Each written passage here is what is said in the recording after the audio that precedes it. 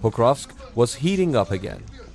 A major offensive moved to the front lines. Russian mechanized units pressed from multiple directions, while Ukrainian forces held onto crucial points in the city. Direct contact was inevitable, and the sector became a tug-of-war that determined the course of the battle. But amidst this immense pressure, a single precise maneuver transformed the situation. Without prolonged fighting, without a loud noise, the situation was under control of Azov's forces, and the Russian forces were secured.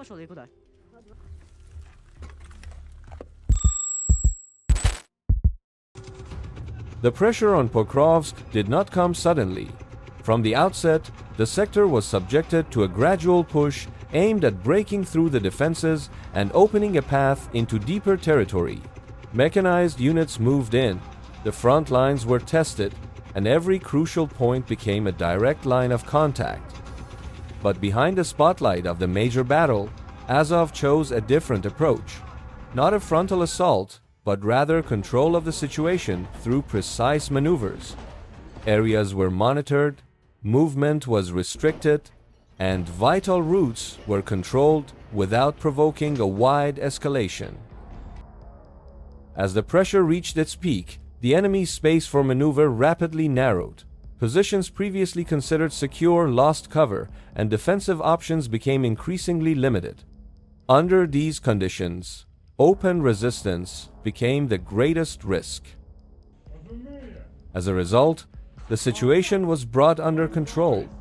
Russian forces were secured without prolonged fighting, marking a crucial moment in the intense battle for Pokrovsk.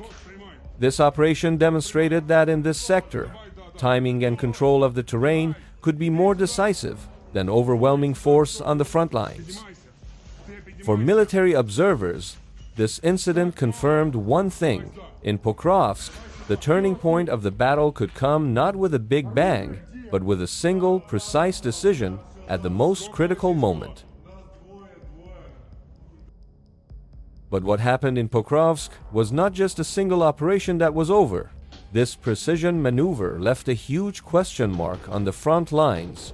If one point could be controlled without prolonged fighting, if one unit could secure the situation amidst immense pressure, then how many other sectors were actually in similar situations without realizing it? Pokrovsk may be just a name on the map, but what happened here could signal the beginning of a much larger shift on the Eastern Front. And the question now is no longer what has happened, but where its impact will move next.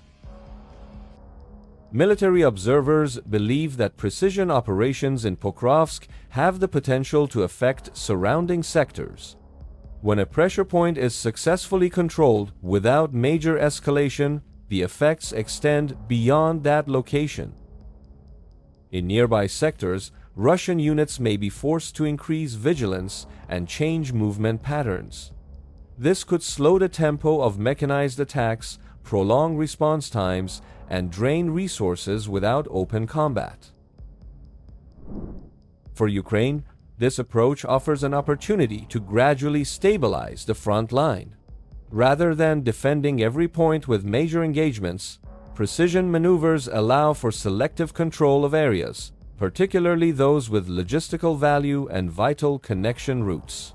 If this pattern is applied to other sectors, whether around Donetsk Oblast or other vulnerable points, then the pressure map on the Eastern Front could shift slowly but significantly, not through a single major offensive, but through a series of small, well-timed decisions. With dynamics like this, one thing becomes clear.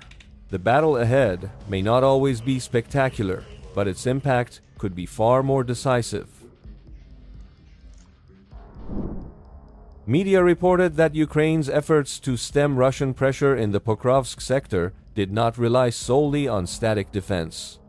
In several phases of the battle, drone technology and the coordination of infantry units became key elements in conducting a limited counteroffensive. Drones were used for real-time terrain surveillance, helping Ukrainian forces monitor the movements of Russian mechanized units identify vulnerable points, and assess changes in the frontline situation. This information was then relayed directly to infantry units, enabling a faster and more measured response. Coordinated infantry units moved according to field conditions. Rather than confronting the pressure head-on, they focused on controlling key areas, access points, and connection points, thus slowing the pace of the Russian offensive without triggering a major escalation. This approach was deemed effective in maintaining stability in the Pokrovsk sector. Pressure from the mechanized direction was successfully contained, while Ukraine maintained the flexibility to adjust its position as the situation developed.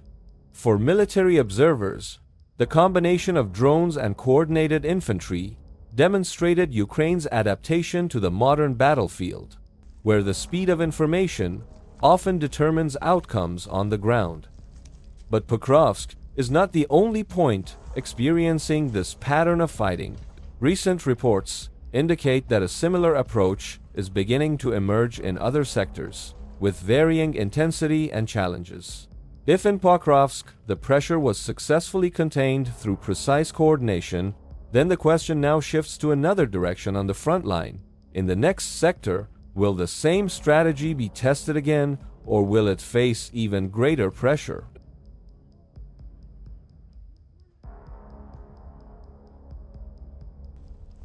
Amidst the rapidly changing dynamics of battle, Azov units stand out not for the scale of their attacks, but for their control of the situation.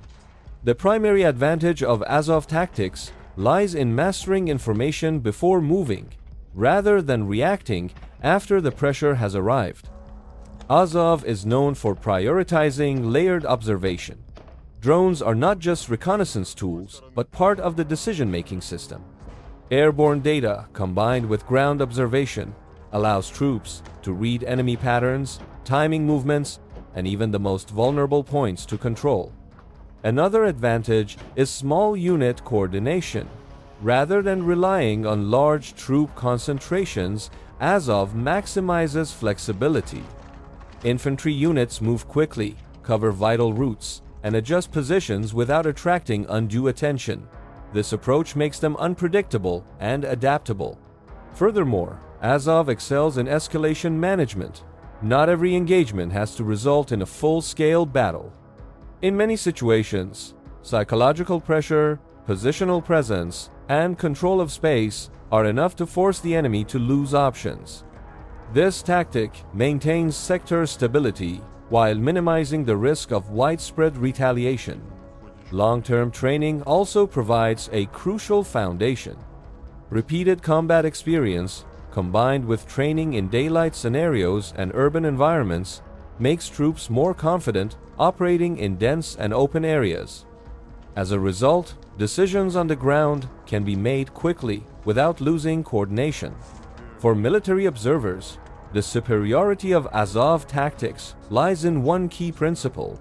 It's not about who presses the hardest, but about who can best control time and space.